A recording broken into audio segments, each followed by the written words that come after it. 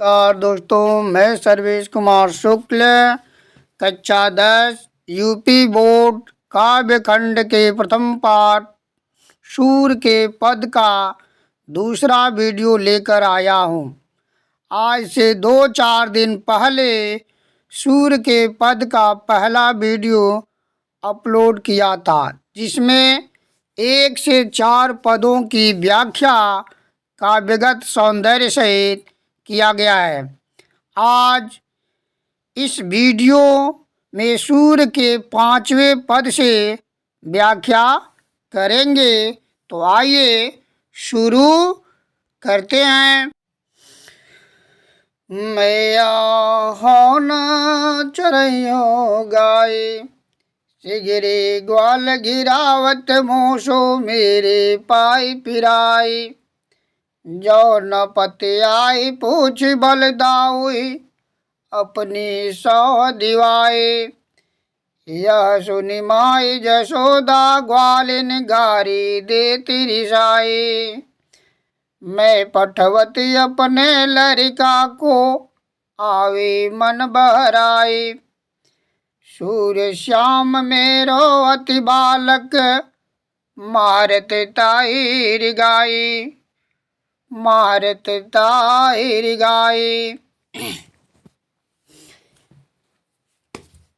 मारत ताहिर गाई। यहाँ प्रस्तुत पद में कृष्ण द्वारा माता जशोदा से ग्वालों की शिकायत किया गया है। व्याख्या करने से पहले संकेत लिखते हैं, जैसा कि हमने इसके पहले वीडियो में बताया है कि पद्यांश की पहली पंक्ति के 2 शब्द और अंतिम पंक्ति के अंतिम 2 शब्द लिखते हैं और बीच में खाली डॉट डॉट रहता है। इसके बाद संदर्भ और संदर्भ के बाद प्रसंग।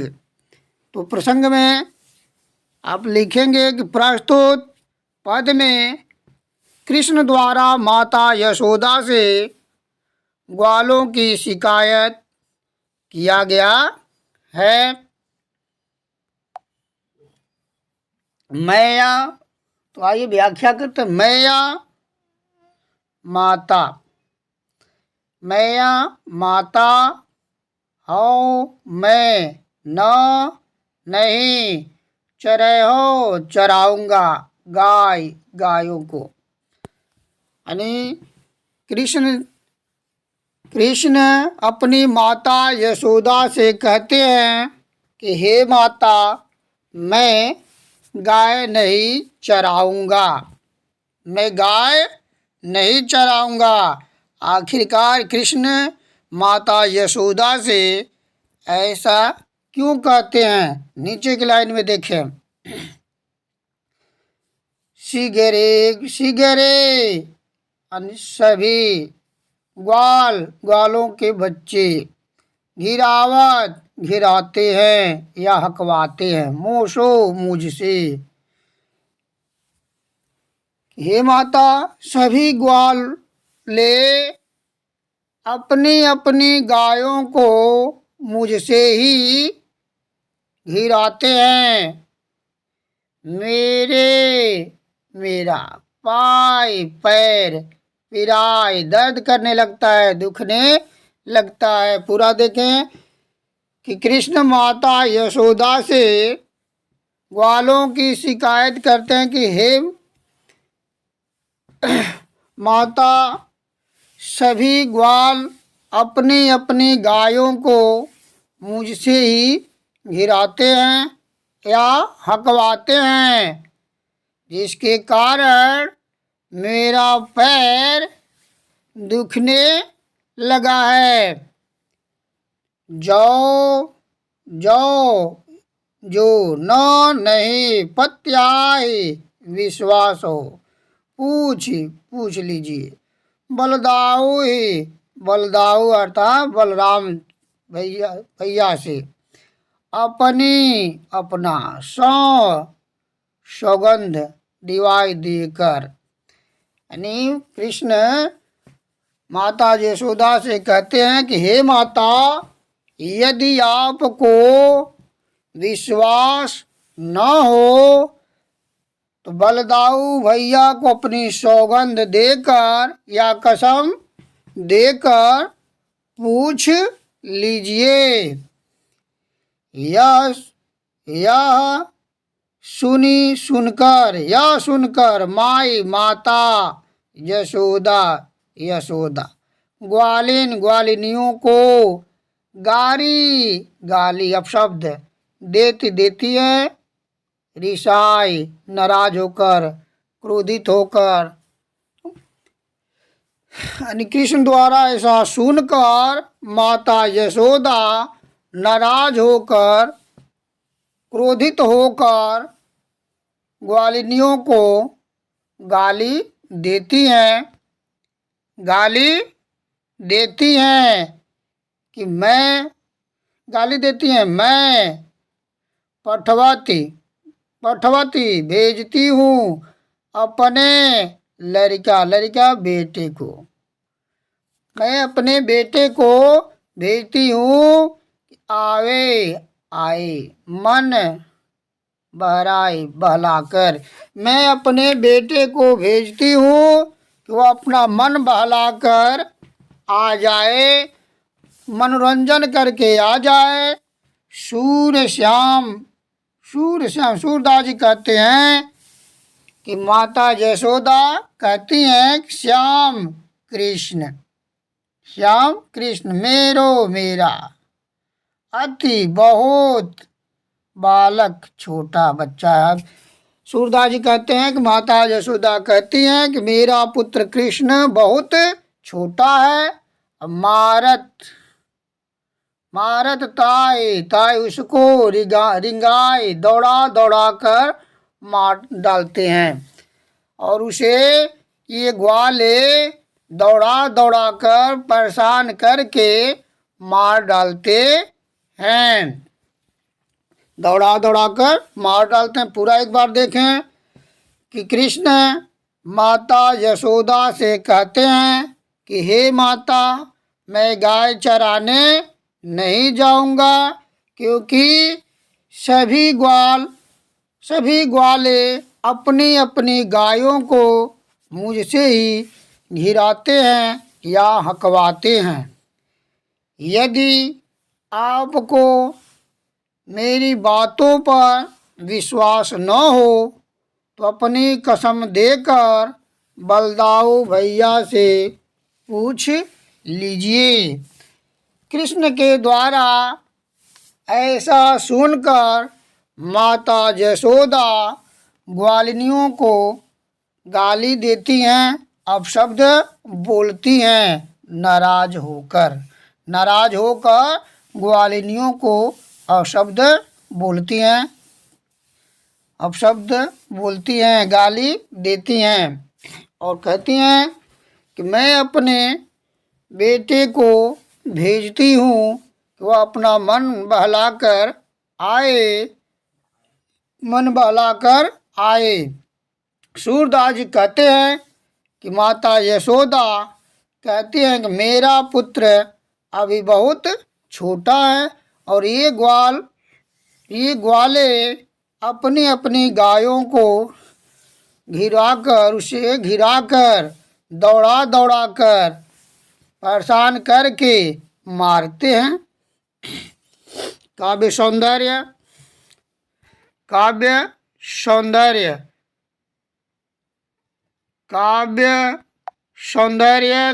सौंदर्य में इससे पहले हमने बताया है कि 4 बातें लिखते हैं। भाषा में ब्रज,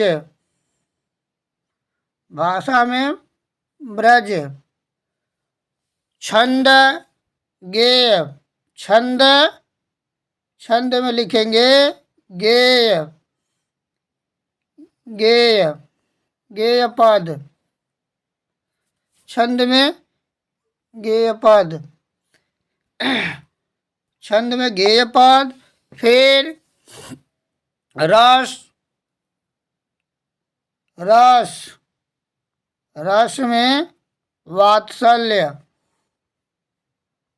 वात्सल्य, वात्सल्य। उसके बाद अलंकार, अलंकार, अलंकार, अलंकार में अनुप्रास,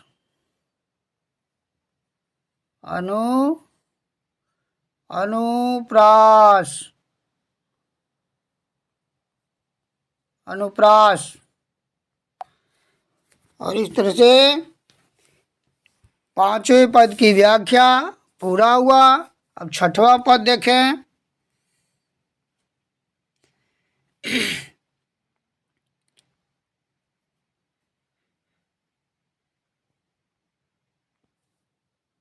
सखी रे मुरली लीजे चोरी, सखी रे मुरली लीजे चोरी, जे गोपाल की ने अपने बस प्रीति सबन की तोरी। छिन एक घर भीतर निशिबासर धरत न कबहो छोरी, कबहो कर कबहो अधरन कट कबहो खोसत जोरी, खोसत जोरी। ना जानो, ना जानो कछु मेल मोहिनी राखे अंग अंग भोरी। सूरदास प्रभु को मन सजने बंध्यो राग की डोरी, बंध्यो राग की डोरी। प्रस्तुत पद में बांसुरी के प्रति, प्रस्तुत पद में बांसुरी के प्रति गोपियों के ईर्ष्या भाव का वर्णन किया गया है। प्रसंग में लिखेंगे कि प्रस्तुत पद में बांसुरी के प्रति गोपियों के ईर्ष्या भाव का वर्णन किया गया है। सखीरी, सखीरी यानी हे सखी, मुरली बांसुरी, लीजे चोर चुरा, चोर चुरा। एक सखी दूसरे सखी से कहती है कि हे सखी, कृष्ण की बांसुरी को चुरा लिया जाए या चुरा लेनी चाहिए। आखिरकार गोपियां ऐसा क्यों कहती हैं? नीचे की पंक्ति में कारण दिया हुआ है। जिन गोपाल, जिन यानी जिसने गोपाल कृष्ण को किन्ने कर ली है अपने, अपने वश, यानी जिस बांसुरी ने कृष्ण को अपने वश में कर ली है, प्रीति प्रेम स्नेह सबनी सबकी तोड़ तोड़ कर, यानी हम सबके प्रेम को तोड़कर जिस बांसुरी ने कृष्ण को अपने वश में कर ली है, हे सखी, उस बांसुरी को हमें चुरा लेना चाहिए।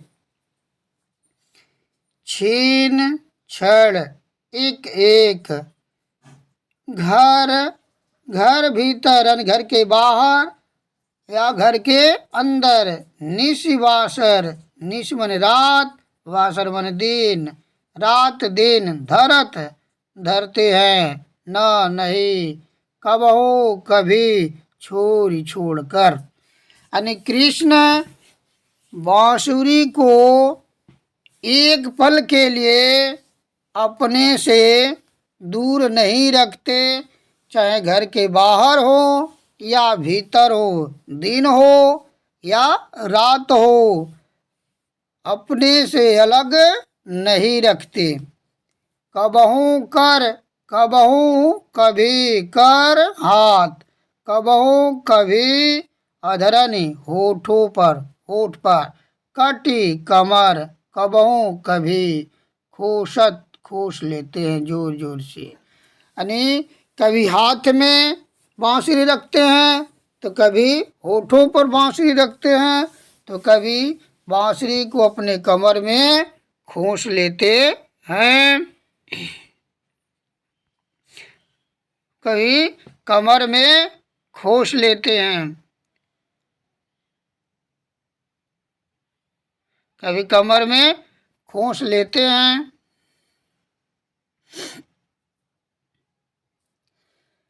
ना जाने ना जानो ना नहीं जानो जाने कछ कुछ मेली मोहिनी मेल मोहिनी यानी जादू टोना जादू करके मोहित कर लिया है। राखे अंग अंग भोरी राखे अंग अंग यानी प्रत्येक अंग को भोरी यानी भोरी अंग अंग भोरी बहलाकर यानी ना जाने इस बांसुरी ने कौन सा जादू टोना करके कृष्ण के प्रत्येक अंग को अपने वश में कर ली है। सूरदास जी कहते हैं कि प्रभु को मन सजनी यानी एक गोपी दूसरे गोपी से कहती है या एक सखी दूसरे सखी से कहती है कि हे सखी प्रभु को मन यानी प्रभु कृष्ण को के मन को सजनी सखी हे सखी कृष्ण के मन को बांध्यो यानी बांध लिए राग प्रेम की डोरी से। सूरदास जी कहते हैं कि एक गोपी दूसरे गोपी से कहती है, एक सखी दूसरे सखी से कहती है कि हे सखी कृष्ण के मन को न जाने बांसुरी ने कौन सा जादू करके उनके प्रत्येक अंग को अपने वश में कर लिया है और प्रेम की डोरी से उसे बांध ली है। पूरा एक बार देखें।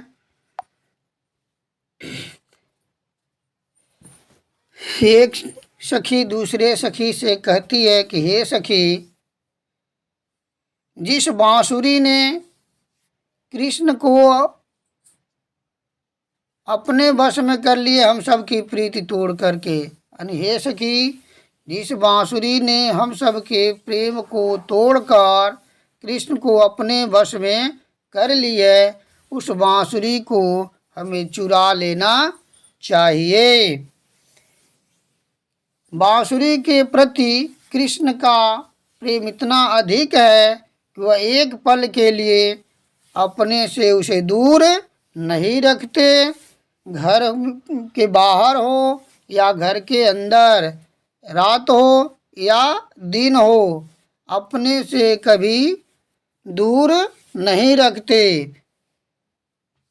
कृष्ण बांसुरी को कभी अपने हाथ में तो कभी होठ पर तो कभी अपने कमर में खोस लेते हैं। ना जानो कछु मेली मोहिनी और न जाने कौन सा ऐसा जादू करके कृष्ण के प्रत्येक अंग को अपने वश में कर लिए। सूरदास जी कहते हैं कि एक सखी दूसरे सखी से कहती है कि हे सखी बांसुरी ने कृष्ण के मन को अपने प्रेम की डोरी से बांध ली है। काव्य सौंदर्य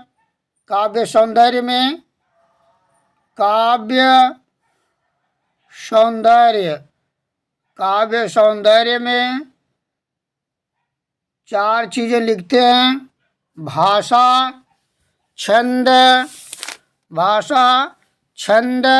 रस और अलंकार। तो भाषा में ब्रज भाषा, छंद में गेयपद, रस में श्रृंगार, अलंकार में श्लेष, अनुप्रास और पुनरुक्ति प्रकाश। काव्य सौंदर्य एक बार देख लें। भाषा, भाषा में आप लिखेंगे ब्रज। छंद, छंद में लिखेंगे गेय पद। रस, रस में लिखेंगे श्रृंगार। अलंकार, अलंकार में लिखेंगे श्लेष। अनुप्रास, पुनरुक्ति, प्रकाश, पुनरुक्ति, प्रकाश। चलिए आगे बढ़ते हैं।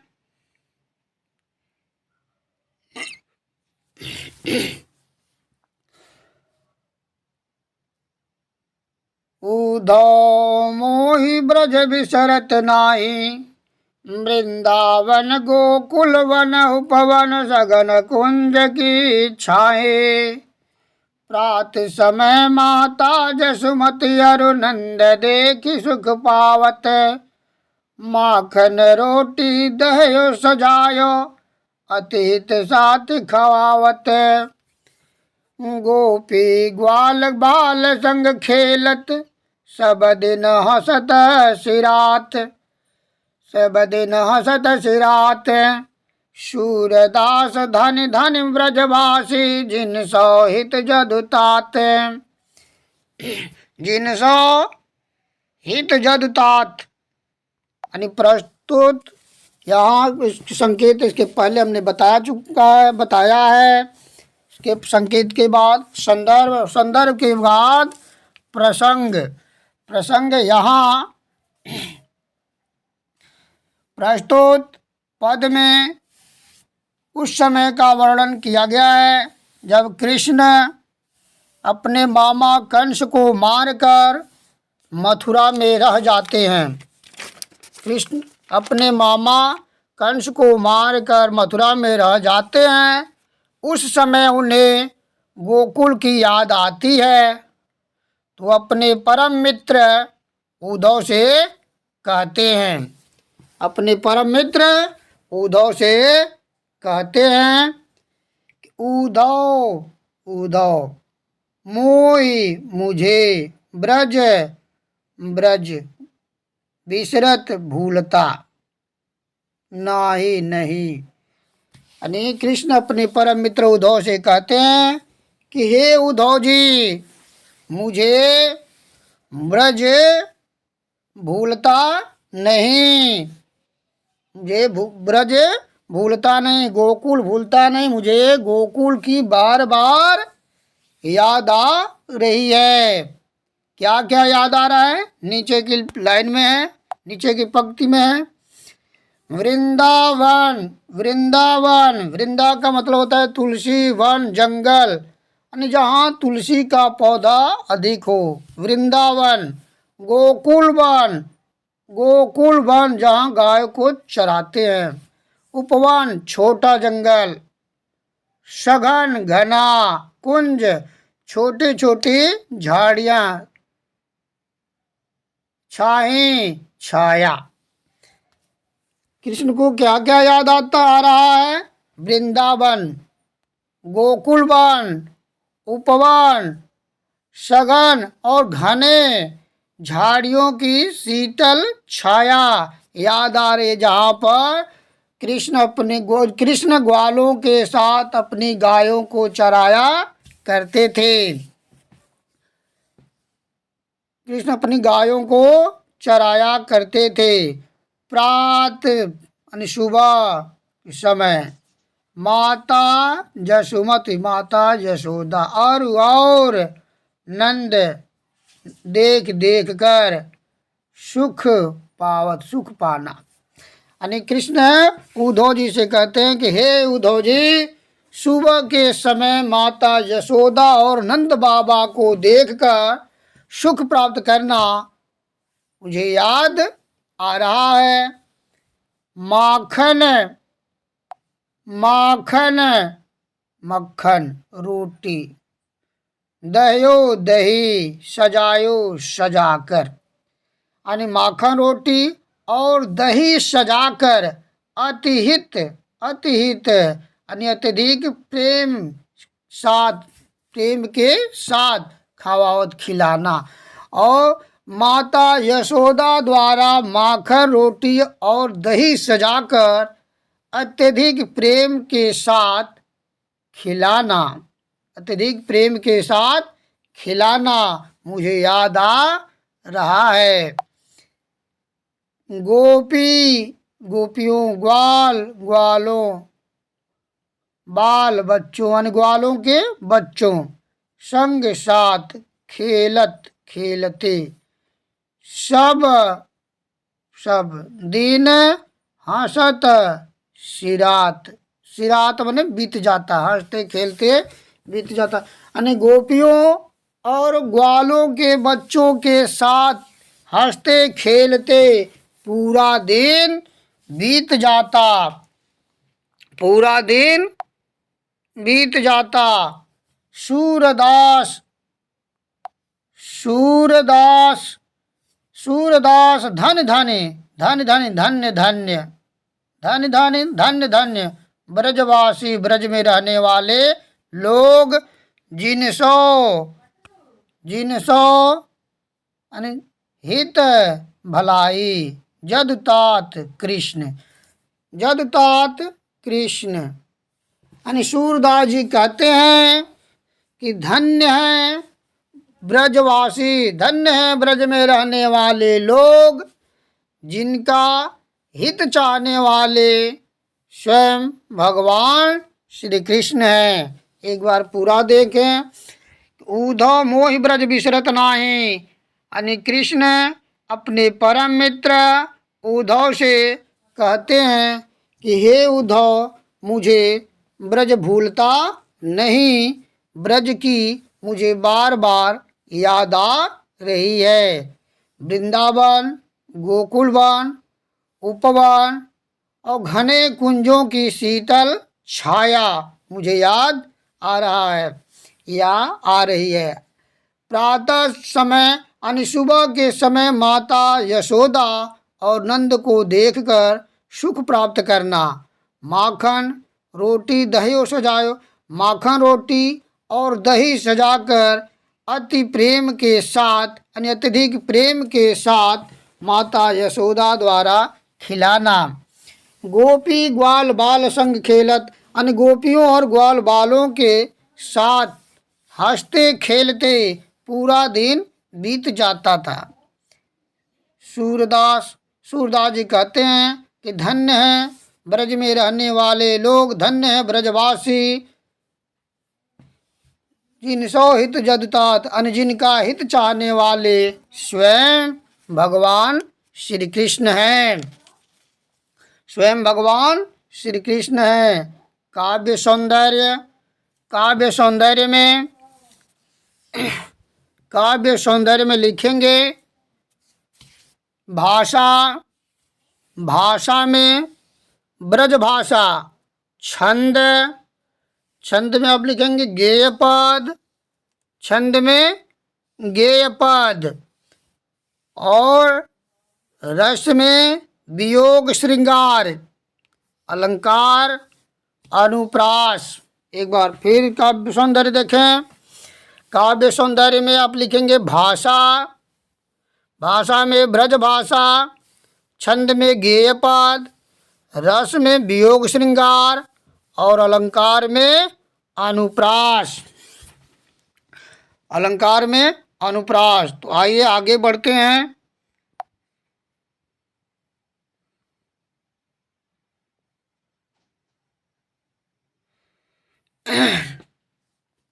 आगे बढ़ते हैं।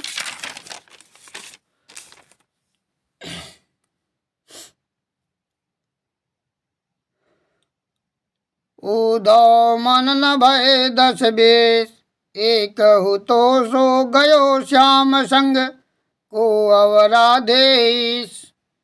इंद्र शिथिल भय के सौ बिन, ज्यों देही बिनु शेष। आशा लागी रहत तन श्वासा, जीवहि कोटि बरेश, जीवहि कोटि बरेश। तुम तो सखा श्याम सुंदर के, सकल जोग के ईश। सूर हमारे नंद नंदन बिन, और नहीं जगदेश। प्रस्तुत पद में उस समय का वर्णन किया गया है। जब उद्धव जी कृष्ण का संदेश लेकर गोकुल आते हैं और गोपियाँ उद्धव से अपने मन की व्यथा कहती हैं कि वे कृष्ण के अतिरिक्त किसी अन्य की आराधना नहीं कर सकती, किसी अन्य की आराधना नहीं कर सकती।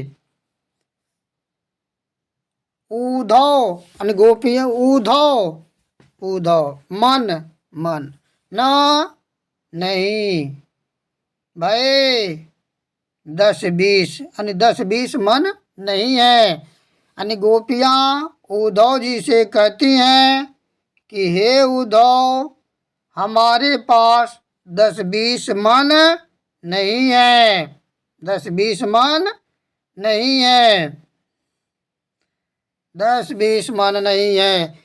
एक हु तो था सो वह गयो चला गया श्याम कृष्ण संग साथ। एक मन था और वह भी कृष्ण के साथ मथुरा चला गया है।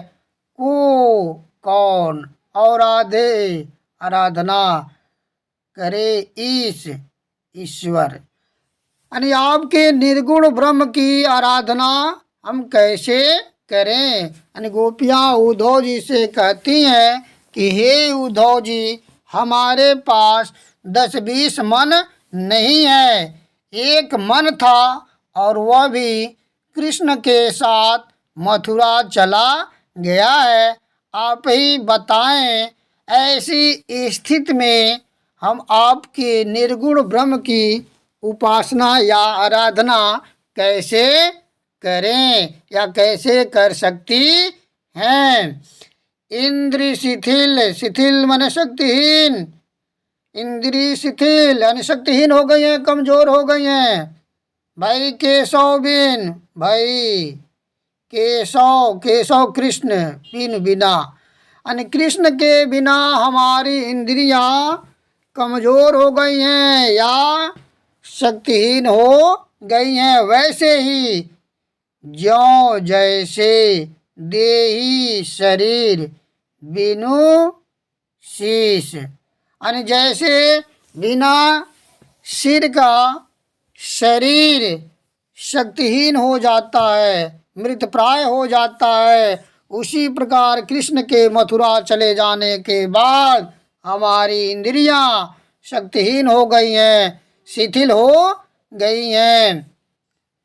आशा आशा लागी, लागी यानी लगा रहता है, तन शरीर श्वासा सांस, यानी कृष्ण के आने की आशा में हमारे शरीर में श्वास चल रहा है। यानी कृष्ण आएंगे इस आशा से हमारे शरीर में सांस चल रहा है। जीवई कोटि, जीवई माने जीवित रह सकते हैं, कोटि करोड़ों बरिस वर्ष, यानी कृष्ण के आने की आशा में, कृष्ण के आने की आशा में शरीर में सांस चल रहा है और इसी आशा में हम करोड़ों वर्ष तक जीवित रह सकती हैं। तुम तो माने तो, तुम तो सखा मित्र श्याम कृष्ण सुंदर की, यानी तुम तो सुंदर कृष्ण के मित्र हो, सकल संपूर्ण योग साधना के ईश्वर और जानकार हो। तुम तो श्याम सुंदर के परम मित्र हो और संपूर्ण योग साधना को जानने वाले हो। आप ही कृष्ण से हमारी मुलाकात या भेंट करा सकते हो।